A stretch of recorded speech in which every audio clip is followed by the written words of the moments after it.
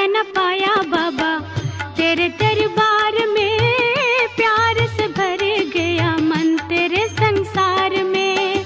क्या क्या न पाया बाबा तेरे दरबार में, प्यार से भर गया मन तेरे संसार में। क्या क्या न पाया बाबा तेरे दरबार में, प्यार से भर गया मन तेरे संसार में। क्या क्या न पाया बाबा तेरे दरबार में, प्यार से भर गया मन तेरे संसार में।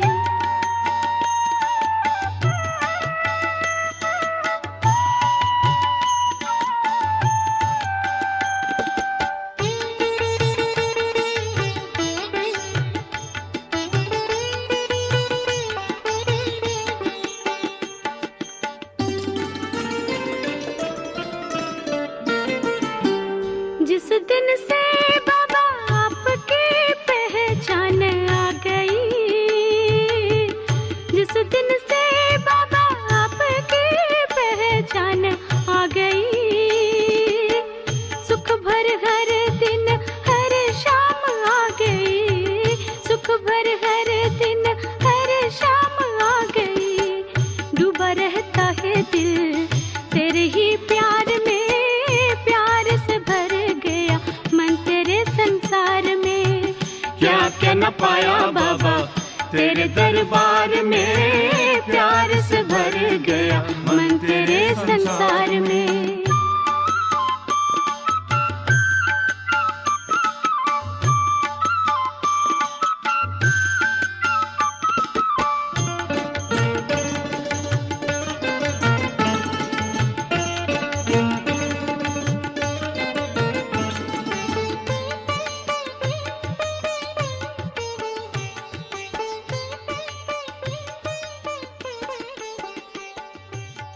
नैन कह देखो सदा सूरत ये मैं तुम्हारी,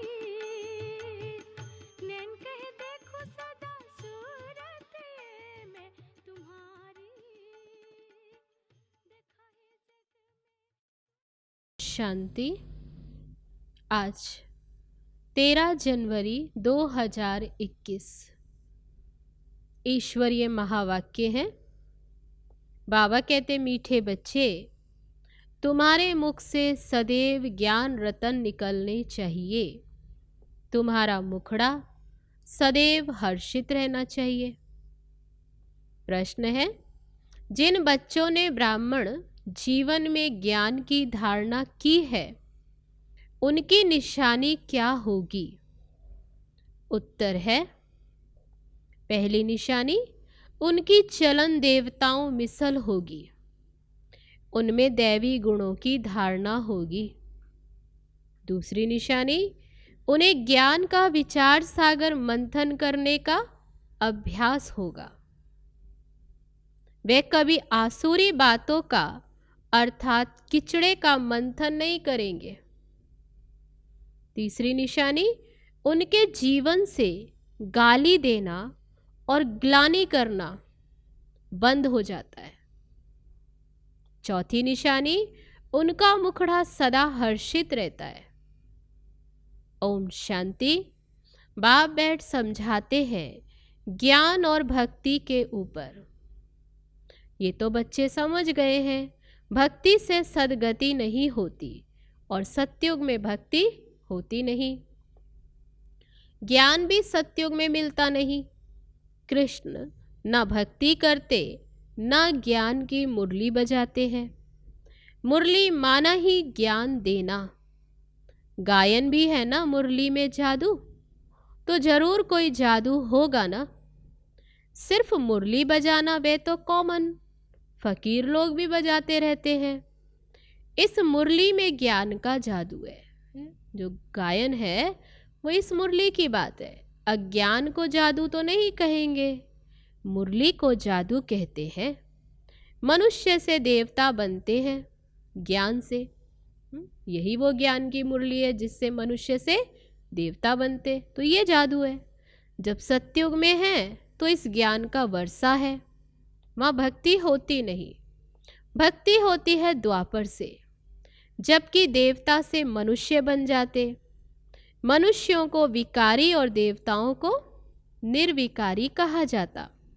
देवताओं की सृष्टि को पवित्र दुनिया कहा जाता है। अभी तुम देवता बन रहे हो। ज्ञान किसको कहा जाता? एक तो स्वयं की व बाप की पहचान और फिर सृष्टि के आदि मध्यांत की नॉलेज को ज्ञान कहा जाता है। ज्ञान से होती है सद्गति। फिर भक्ति शुरू होती है तो उतरती कला कहा जाता, क्योंकि भक्ति को रात और ज्ञान को दिन कहा जाता है। तो बाबा कहते ये तो कोई की भी बुद्धि में बैठ सकता है, परंतु दैवी गुण धारण नहीं करते। इसलिए बाबा कहते सहज बैठता नहीं। दैवी गुण हो तो समझा जाए ज्ञान की धारणा है। ज्ञान की धारणा वालों की चलन, तो बाबा कहते देवता मिसल होती है और कम धारणा वालों की चलन मिक्स रहती है। कभी देवताई कभी आसुरी। धारणा नहीं तो गोया वे बच्चे ही नहीं। मनुष्य बाप की कितनी ग्लानि करते। ब्राह्मण कुल में आते हैं तो गाली देना, ग्लानि करना बंद हो जाता है। तुमको ज्ञान मिलता है, उस पर अपना विचार सागर मंथन करने से बाबा जो ज्ञान देते उस पर बाबा कहते उसका मंथन करने से अमृत मिलेगा। विचार सागर मंथन ही नहीं करते तो बाकी क्या मंथन होगा? फिर आसुरी विचार, उनसे तो किचड़ा ही निकलेगा। अभी तुम ईश्वरीय स्टूडेंट हो। बाबा ने स्मृति दिलाई। जानते हो मनुष्य से देवता बनने की ये पढ़ाई पढ़ रहे हैं। देवताएं ये पढ़ाई नहीं पढ़ाएंगे। देवताओं को कभी ज्ञान का सागर नहीं कहा जाता। ज्ञान का सागर तो एक को ही कहा जाता है। दैवी गुण भी ज्ञान से धारण होते हैं। ये ज्ञान जो तुम बच्चों को अभी मिलता है, ये सतयुग में नहीं होता। इन देवताओं में दैवी गुण है। तुम महिमा भी करते हो सर्वगुण संपन्न, 16 कला संपूर्ण। तो अभी तुमको ऐसा बनना है। बाबा कहते अपने से पूछना चाहिए, हमारे में सब दैवी गुण हैं या कोई आसुरी अवगुण है? अगर आसुरी अवगुण है तो उनको निकाल देना चाहिए, तभी देवता कहेंगे, नहीं तो कम दर्जा पालेंगे। अभी तुम बच्चे दैवी गुण धारण करते हो, बहुत अच्छी अच्छी बातें सुनाते हो। इनको ही कहा जाता पुरुषोत्तम संगम युग। जबकि अभी तुम पुरुषोत्तम बन रहे हो, तो वातावरण भी बहुत अच्छा होना चाहिए। मुख से कोई भी छीछी बात ना निकले, नहीं तो कहा जाएगा ये कम दर्जे का है। बाबा कहते हैं ऐसी कोई बात बोलते तो इससे क्लियर हो जाता ये ऊंच पद पाने वाला नहीं। बोलचाल और वातावरण से झट पता पड़ जाता है। तुम्हारा मुखड़ा सदैव हर्षित होना चाहिए, नहीं तो उनमें ज्ञान नहीं कहा जाएगा। मुख से सदैव रतन निकले। ये लक्ष्मी नारायण को देखो, कितने हर्षित मुख हैं। इन्हों की आत्मा ने ज्ञान रतन धारण किए हैं। मुख से सदैव ज्ञान रतन निकलते हैं। रतन ही सुनते सुनाते कितनी खुशी रहती। ज्ञान रतन जो अभी तुम लेते हो, फिर ये सभी हीरे जवाहरात बन जाते हैं। 9 रत्नों की माला कोई हीरे जवाहरातों की नहीं, ये इन ज्ञान रत्नों की माला है। मनुष्य लोग वह रतन समझ अंगूठी आदि पहनते। इन ज्ञान रत्नों की माला पुरुषोत्तम संगम युग पर पड़ती है। ये रतन ही तुमको बाबा कहते ये रतन ही तुमको भविष्य 21 जन्मों के लिए माला माल बनाते। जो इस समय ज्ञान रतन लेते जितना उतना ही तुम वहां बाबा कहते हो उन रत्नों से माला माल बन जाते हैं, माना स्थूल धन से। इनको कोई लूट भी ना सके, जो भी बाबा तुम्हें रतन देते। यहाँ तो तुम ये हीरे जवाहरात पहनो तो झट कोई लूट ले जाए। तो अपने को बहुत बहुत समझदार बनाना है, आसुरी अवगुणों को निकालना है। आसुरी अवगुणों से शक्ल ही ऐसी हो जाती है, क्रोध में लाल लाल तांबे जैसी शक्ल हो जाती। काम विकार वाले तो काले बन जाते। तो बच्चों को हर बात में विचार सागर मंथन करना चाहिए। ये पढ़ाई है ही बहुत धन पाने की, अथाह धन पाने की है ना। वे पढ़ाई तो कोई रतन थोड़े ही। हाँ, नॉलेज पढ़कर बड़ा पोजीशन पा लेते हैं तो पढ़ाई काम आई। बाबा कहते वह पढ़ाई पढ़कर कोई नौकरी आदि ले लेते, कोई पोजीशन मिल जाता। बाकी बाबा कहते ना कि पैसा आदि। तो पढ़ाई काम आई, ना कि पैसा। पढ़ाई ही धन है, वह है हद का धन और ये है फिर बेहद का धन, जो बाबा भी हमें देते हैं। दोनों पढ़ाई। अभी तुम समझते बाबा हमको ऐसा पढ़ाकर विश्व का मालिक बना देते। वे अल्पकाल क्षण भंगुर की पढ़ाई एक जन्म के लिए, फिर दूसरे जन्म में फिर नए सिर पढ़ना पड़े। उस पढ़ाई में तो ये भी है, अभी पढ़ा और फिर अगले जन्म में फिर शुरू से पढ़ना पड़ता। वहाँ धन के लिए पढ़ाई की दरकार नहीं है। वहाँ तो अभी के पुरुषार्थ से अकी 4 धन मिल जाता है। धन अविनाशी बन जाता। देवताओं के पास धन बहुत था, फिर जब भक्ति मार्ग अर्थात रावण राज्य में आए तो कितना था। द्वापर युग में भी कितना धन, कितने मंदिर बनाए।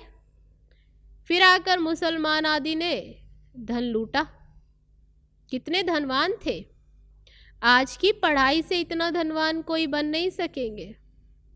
बाबा कहते इस समय तुमने जो पढ़ाई की या विनाशी पढ़ाई, इससे तुमने कितना धन पाया, जो द्वापर युग तक भी अथाह धन था। तो बाबा कहते अभी तुम जानते हो हम इतनी पढ़ाई पढ़ते हैं जिससे ये देवी देवता बनते, इतनी ऊंची पढ़ाई। तो पढ़ाई से देखो मनुष्य क्या बन जाते, गरीब से साहूकार। अभी भारत भी कितना गरीब है, साहूकारों को तो फुर्सत ही नहीं। अपना अहंकार रहता है, मैं फलाना हूँ। इसमें अहंकार आदि मिट जाना चाहिए। हम आत्मा है, आत्मा के पास तो धन दौलत हीरे जवाहरात आदि कुछ भी नहीं। बाप भी कहते देह सहित सब संबंध छोड़ो। आत्मा शरीर छोड़ती है तो साहूकारी आदि सब खत्म हो जाती।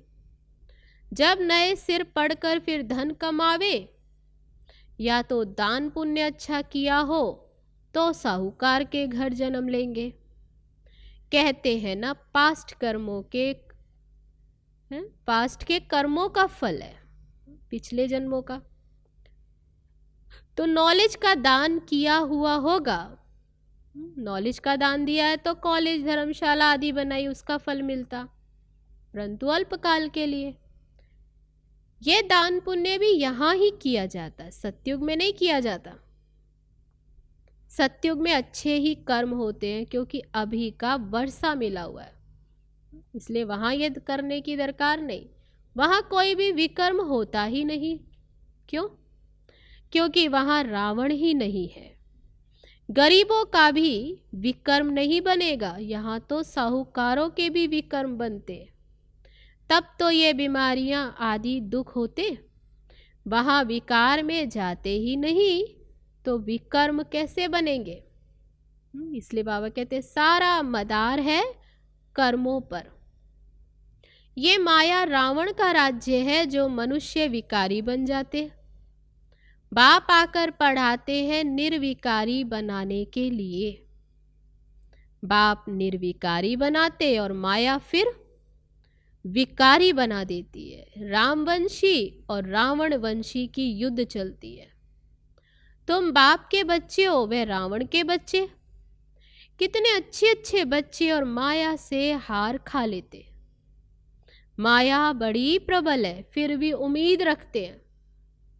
अधम से अधम का भी उद्धार करना होता है ना। बाबा कहते जो बिल्कुल पतित, उनका भी उद्धार करना है। बाप को तो सारे विश्व का उद्धार करना होता है। बहुत गिरते हैं, एकदम चट खाते में अधम से अधम बन जाते, एकदम गिर पड़ते। तो बाबा कहते हैं ऐसों का भी उद्धार करना है। अधम तो सब है रावण राज्य में, परंतु बाप बचाते हैं। गिरने से बाप बचाते हैं, फिर भी गिरते रहते हैं तो बहुत अधम बन जाते। उनका फिर इतना चढ़ना नहीं होता, फिर वह इतनी ऊंची चढ़ाई चढ़ नहीं पाते। वे अधम पना अंदर खाता रहता है।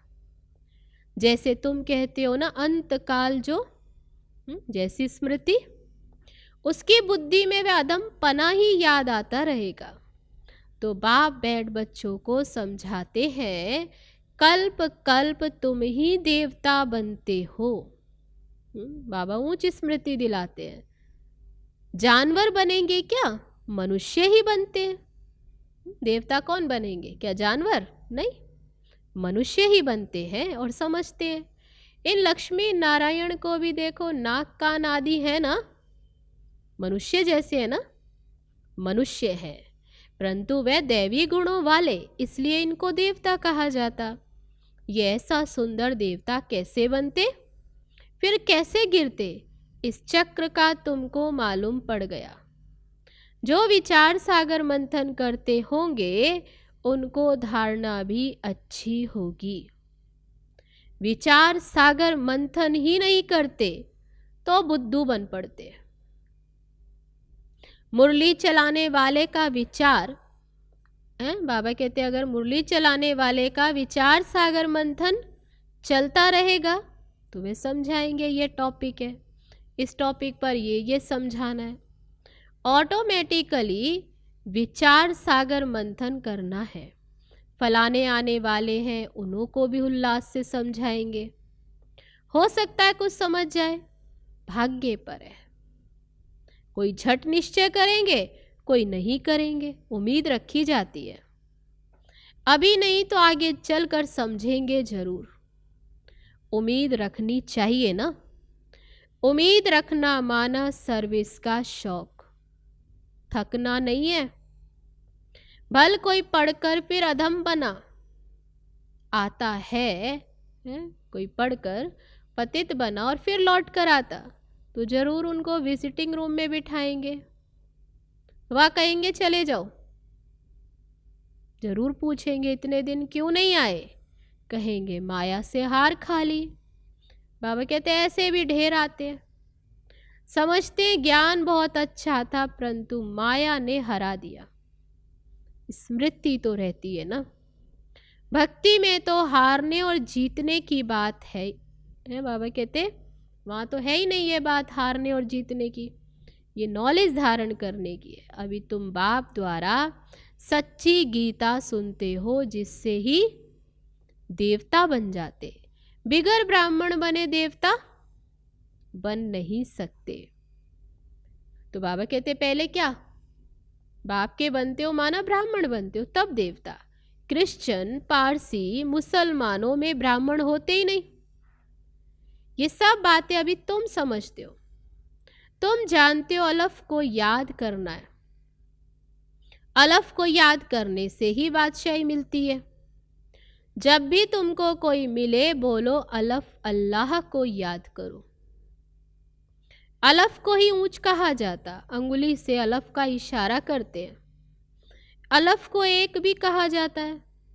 अलफ माना एक, एक ही भगवान, बाकी तो सब बच्चे हैं। बाप तो सदैव अलफ ही रहता है, बादशाही करते नहीं, ज्ञान भी देते, अपना बच्चा भी बनाते। तो बच्चों को कितनी खुशी रहनी चाहिए।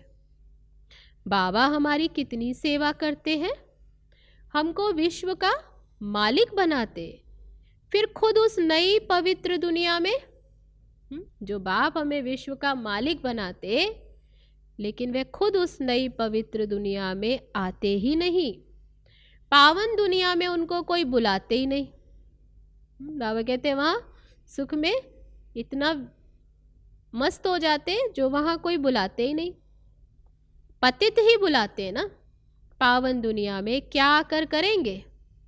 उनका नाम ही है पतित पावन। तो पुरानी दुनिया को नया बनाने की उनकी ड्यूटी है।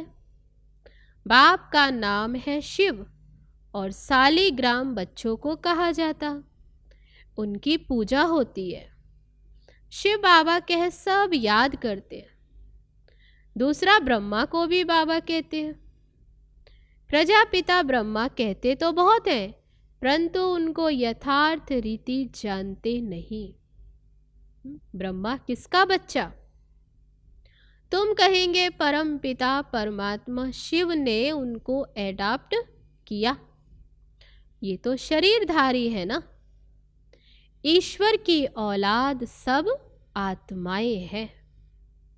सब आत्माओं को अपना अपना शरीर है, अपना अपना पार्ट मिला है जो बजाना ही है। ये परंपरा से चला आता है। तो बाबा कहते अनादि अर्थात उनका आदि मध्य अंत नहीं। मनुष्य सुनते हैं एंड होती है तो फिर मूझते हैं कि फिर बनेंगे कैसे। बाबा समझाते ये अनादि है, कब बने ये पूछने की ही है नहीं रहता। प्रलय होती ही नहीं है, ये भी गपोड़ा लगा दिया, प्रलय होगी सब खत्म हो जाएगा। बाबा कहते ऐसे गपोड़ा लगा दिया, थोड़े मनुष्य हो जाते, इसलिए कहा जाता जैसे प्रलय हो गई। अभी की तुलना में कम हो जाएगी संख्या, तो कम मनुष्य हो जाएंगे, इसलिए क्या कह दिया प्रलय हो गई। बाकी ऐसे नहीं है। बाबा में जो ज्ञान है वह अभी ही इमर्ज होता है संगम पर। इनके लिए ही कहा जाता है, बाबा भी जो नॉलेज देते, जिसके लिए कहा जाता सारा सागर स्याही बना लो, सारे जंगल को कलम और सारे धरती को कागज, तो भी पूरा नहीं होगा, तो भी उसका सार पा नहीं सकेंगे। वह अथाह है, अनंत है। अच्छा, मीठे मीठे सिकी लदे बच्चों प्रति माता पिता बाप दादा का याद प्यार और गुड मॉर्निंग। रूहानी बाप की रूहानी बच्चों को नमस्ते। हम रूहानी बच्चों की रूहानी बाप दादा को नमस्ते नमस्ते। ओम शांति।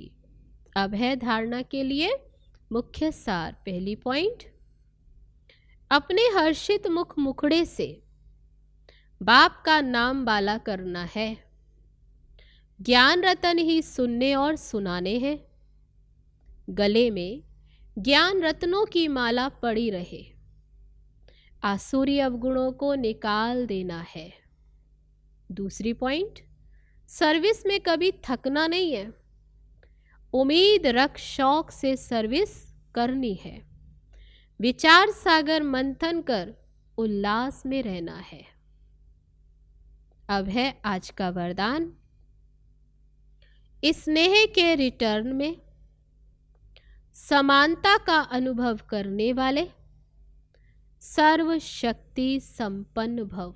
जो बच्चे बाप के स्नेह में सदा समाये हुए रहते हैं, उन्हें स्नेह के रिस्पॉन्स में बाप समान बनने का वरदान प्राप्त हो जाता है।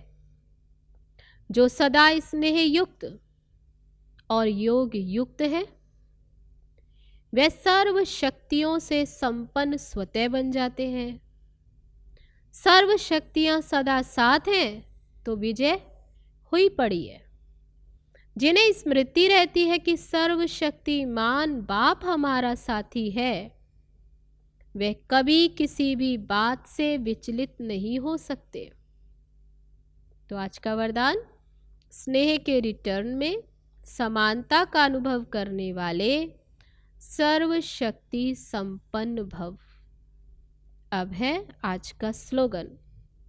पुरुषार्थी जीवन में जो सदा संतुष्ट और खुश रहने वाले हैं, वही खुश नसीब है। पुरुषार्थी जीवन में जो सदा संतुष्ट और खुश रहने वाले हैं वही खुश नसीब हैं। अच्छा, तो ये थे बाबा के आज के महावाक्य जो अभी हम सब ने सुने। चलो अभी चलते हैं बाबा की याद में। ओम शांति।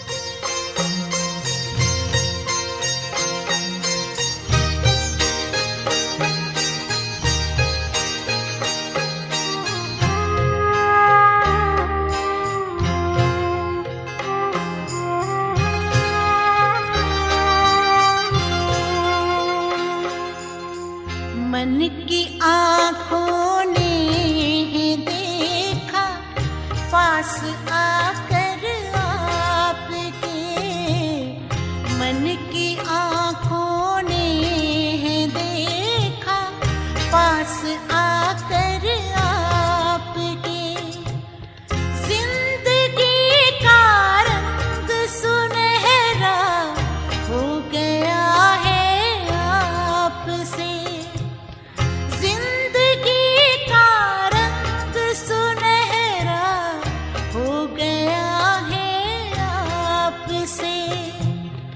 मन की आँखों ने देखा पास आकर आपके।